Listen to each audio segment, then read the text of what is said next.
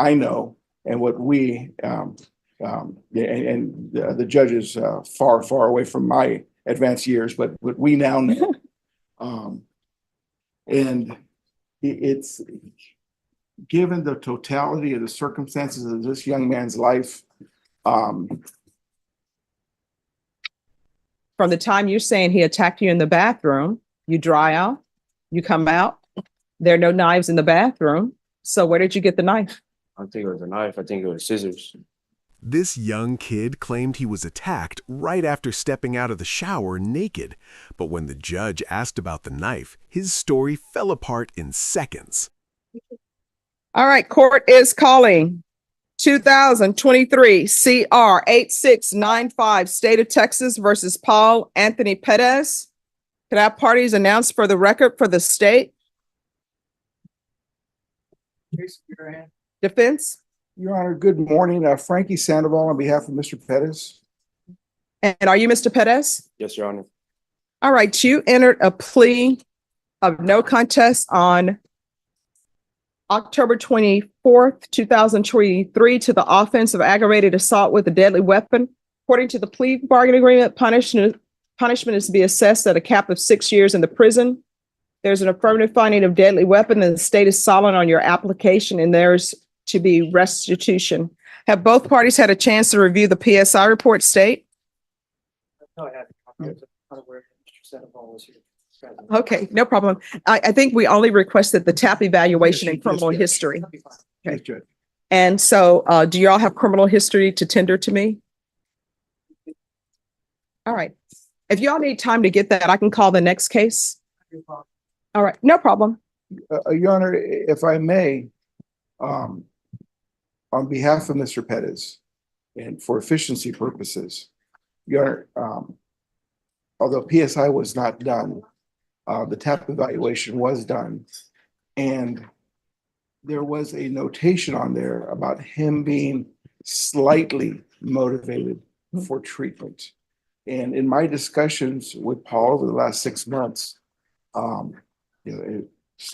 shortly after him just turning 18, being arrested for this, he's well aware that his future is at a crossroads, that his entire life is at a crossroads, and that the activity with respect to substance abuse and his experimenting with that needs to change. That was not in and of itself the reason for what gave rise to this incident.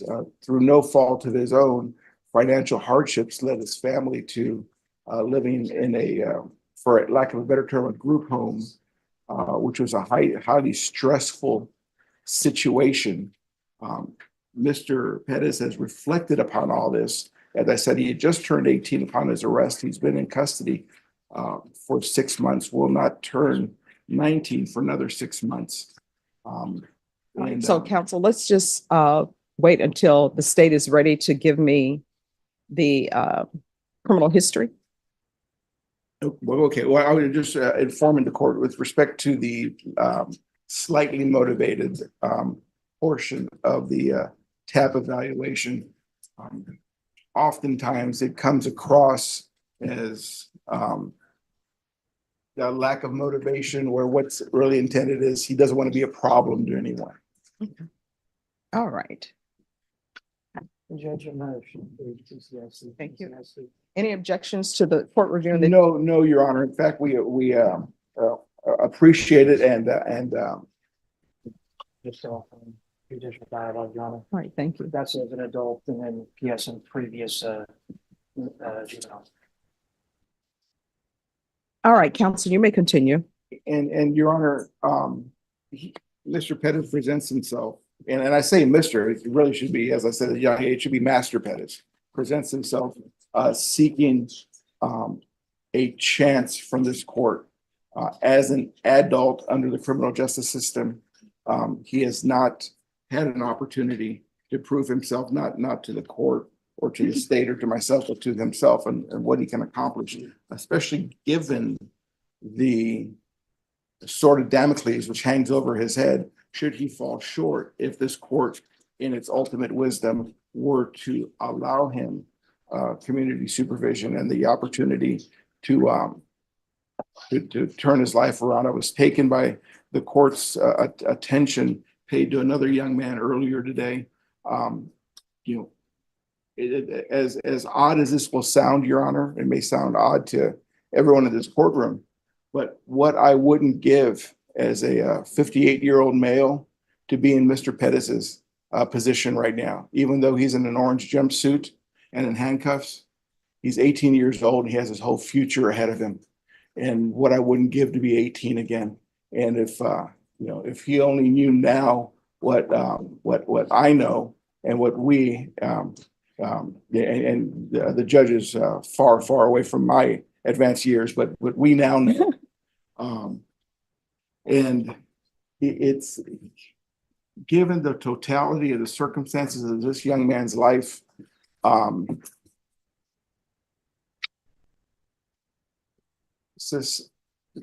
Society would not be harmed given the localized tension that gave rise to this event and him being given an opportunity. And if that opportunity also includes, we've discussed, Mr. Pettis and I, the necessity of some sort of substance abuse treatment, even inpatient, to begin the process to allow him to, again, not prove himself to this court or myself or Judge Garehan or anyone else, but to himself that this is not him. And it does not have to be him, nor does it need to define him. And Mr. Pettis presents himself to this court. Should the court have any inquiry, or should Judge Garehan have any inquiry of him? All right. State, you're silent on the application, but according to the plea, it's a cap of 6 years. And it's a cap of 6 years silent. Oh, and you're silent on the cap as well? Yeah, yes. Okay. All right. Has anyone had any contact with the complainant? He had some previous contact, Your Honor. They're aware of the, Anything you wish to say, Mr. Pettis? I just want to say that I know what I did was wrong. I'm very sorry. So can you raise your right hand for me, please? Do you solemnly swear or affirm the testimony you give will be the truth and nothing but the truth, so help you God? Yes, Your Honor. All right, you can lower your hand, state your name for the record. Paul Pettis. All right, so what were you two arguing about? We weren't arguing about nothing. I literally just got out the shower and he attacked me. That's not what it says in the stipulations. That's what it should say. That's not what it says. Do you want a jury trial? No, I don't. All right, so according to the stipulations, it doesn't say you were outside and he attacked you. So you say you just got out of the shower and that's when he attacked you.